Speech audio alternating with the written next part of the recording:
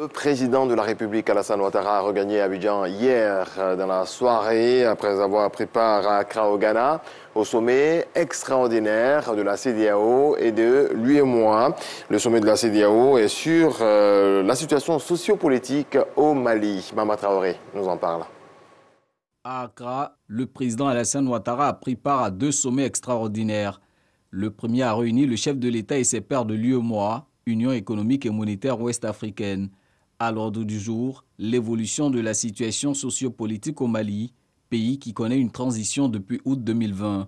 Les derniers développements de la situation politique au Mali nous interpellent tous.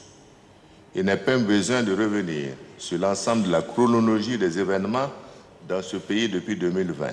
Tant nous avons suivi ensemble l'évolution du processus de transition dans ce pays frère au sein de la CEDEAO.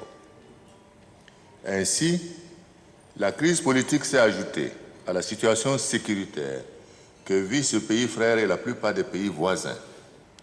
Alors que les autorités de la transition s'étaient engagées à organiser les élections en février 2022, le gouvernement de la transition a récemment publié à l'issue des Assises nationales pour la refondation un chronogramme consacrant la prolongation de la durée de la transition de 6 mois à 5 ans. De toute évidence, la prorogation de la durée de la transition à 5 ans préoccupe l'ensemble de la région ouest africaine. Le Mali, toujours au cœur d'un second sommet extraordinaire, celui de la CEDEAO, Communauté économique des États de l'Afrique de l'Ouest. Au constat de l'absence de progrès dans le processus de restauration de l'ordre constitutionnel, les chefs d'État de la CEDEAO ont décidé des sanctions suivantes avec effet immédiat. Entre autres, le gel des avoirs de la République du Mali dans les banques centrales et commerciales de la CEDEAO, la fermeture des frontières terrestres entre les pays de la CEDEAO et le Mali, la suspension de toutes les transactions commerciales entre les pays de la CEDEAO et le Mali, à l'exception des produits suivants, biens de consommation essentiels, produits pharmaceutiques, les produits et équipements médicaux, y compris le matériel pour le contrôle de la COVID-19, produits pétroliers et électricité.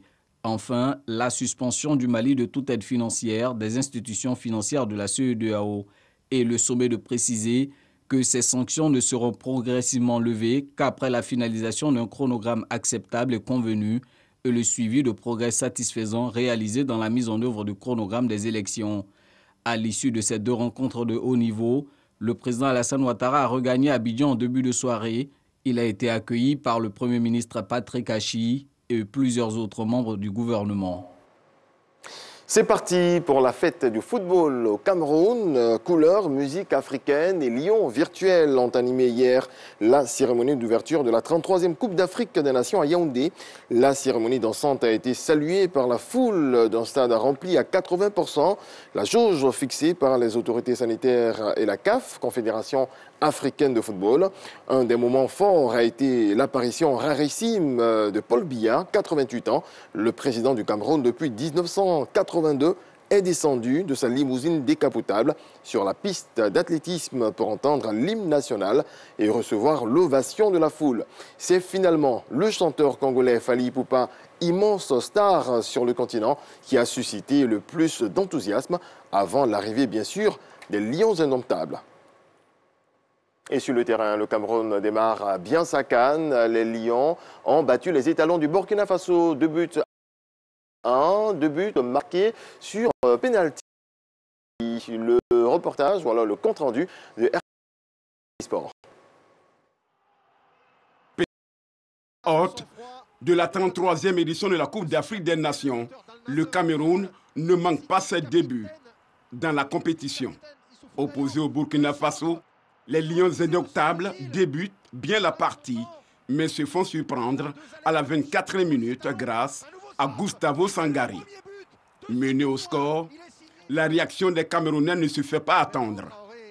Ils obtiennent un pénalty parfaitement transformé par le capitaine Vincent Aboubakar.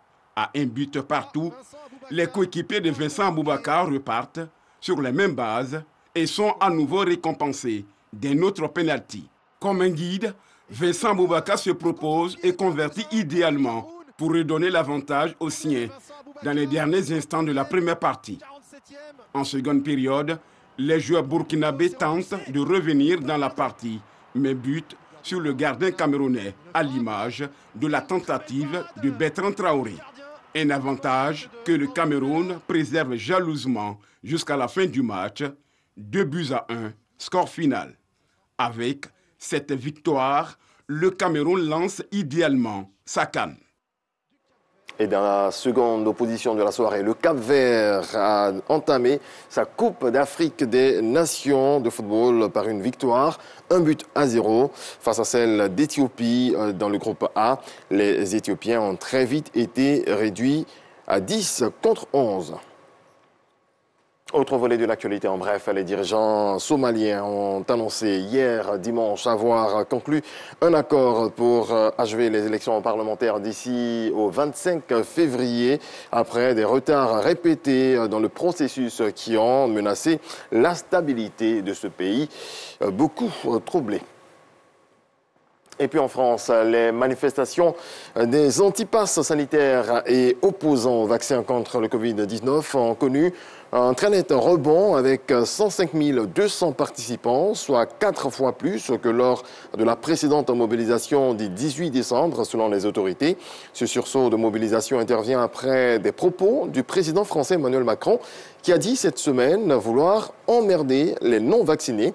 Ces propos ont déclenché une tempête politique en plein examen à l'Assemblée nationale du projet de loi transformant le pass sanitaire en pass vaccinal, adopté dans la douleur jeudi. Voilà, c'est tout pour ce 6h30. Nous reviendrons à 7h.